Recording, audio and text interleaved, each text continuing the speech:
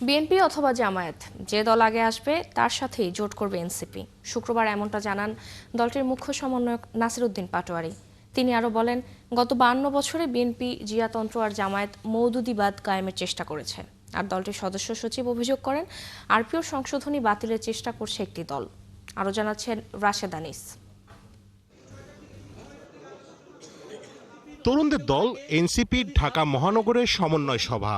এতে বলা হয় 3 দিনের মধ্যে মহানগর আর 64 জেলায় আহ্বায়ক কমিটি ঘোষণা করা হবে 15 নভেম্বরের মাঝে।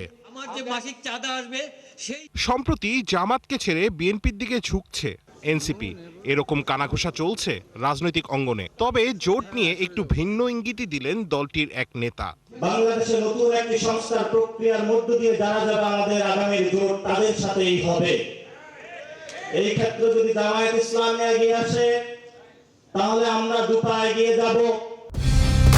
কালার এক্সপার্ট, জর্জ স্যাপ এবং মাইল্ড অন হ্যান্ডস টেকনোলজি সমৃদ্ধ অরিক্স ক্রিস্টাল ওয়াশ আপনার লন্ড্রি এক্সপার্ট।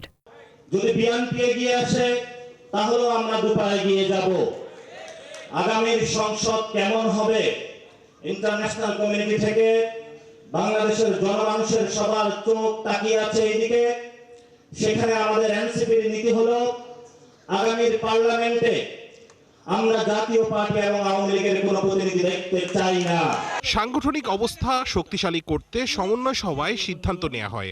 এজন্য শিগগিরই জেলায় জেলায় আহ্বায়ক কমিটি গঠন করা হবে।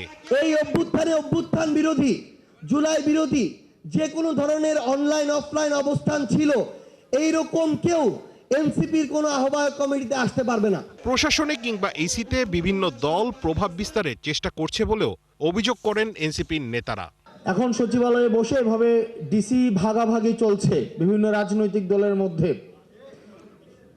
যেমন চিটগংয়ের আমি ডিসি দেব, তাহলে উত্তরবঙ্গের 2টা ডিসি আমাকে ছাড়তে হবে। যদি রংপুরের ডিসি ছাড়ি তাহলে আমাকে খুলনার ডিসি ছেড়ে দিতে হবে। আমরা অন্তর্বর্তীকালীন সরকারকে বলতে চাই, আপনি যদি এই দর্শকের ভূমিকা পালন করেন, আমরা এখানে আপনাকে এনেছি ন্যায্যতা নিশ্চিত করার জন্য। যদি একটা দলের সিদ্ধান্তের কারণে আরপিওর সংশোধনীকে বাতিল করা হয় তাহলে আমরা বুঝে নেব সরকার লন্ডনে যে বৈঠক করেছিল সেই বৈঠকের মধ্য দিয়ে বাংলাদেশের ক্ষমতাকে কারো কাছে হস্তান্তর করার সিদ্ধান্ত নিয়েছে। আক্তার আরো বলেন, বিদেশ থেকে চাপিয়ে দেওয়া কোনো নির্বাচন দেখতে চায় না এনসিপি। কিন্তু বিভিন্ন জরিপে আসছে বাংলাদেশের মানুষের এনসিপির উপরে তারা আস্থা রাখছে। রাশেদ আনিস, 71, ঢাকা।